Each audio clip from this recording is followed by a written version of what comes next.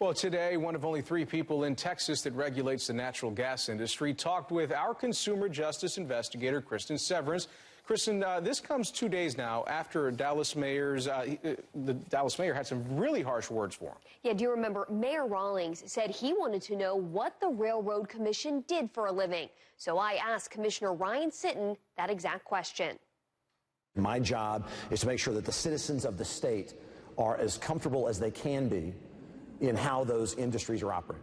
After an explosion in northwest Dallas that killed a 12-year-old girl, Dallas Mayor Mike Rawlings and other city council members don't feel comfortable that the entire Atmos system is safe. I'd like to have somebody else besides Atmos say that as well. And when Mayor Rawlings tried to get that information from the Railroad Commission, the agency that regulates oil and gas, he said it didn't seem to exist. I think it's pretty important because when I tried to get that report, there seemed to be no report, okay?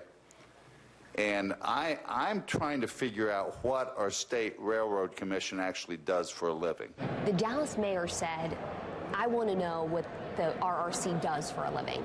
What is your reaction to that? You know, it's unfortunately these types of incidents, people in elected office can look to blame somebody. They can look to just throw insults around. The fact is, if he really wanted to know that, he could have called me, and he didn't. So I take a little bit of exception to that. At the end of the day, our job, we do not operate pipelines.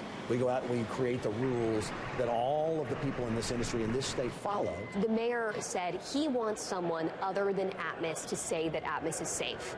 Can the Railroad Commission say that? What we can say is that our rules have a very good track record, and we will be able to say, hey, did they or did they not follow all of our rules up to this point?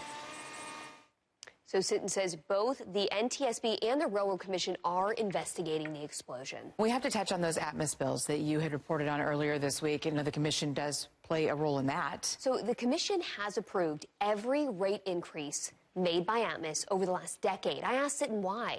He said if Atmos goes and replaces a bunch of pipes, does a lot of work, that increases their cost of distribution, and those costs are rolled into rates. He told me each request goes through a regimented process to make sure the increase is necessary. I also asked him about campaign donations, because a lot of people say, how can they regulate an industry that they accept donations from? I'll have that answer tonight at 10. Ooh, that's a good tease. Yeah, thanks so much for staying on top of this, Cristin. You bet. Appreciate it. Very thorough. We appreciate it. Well,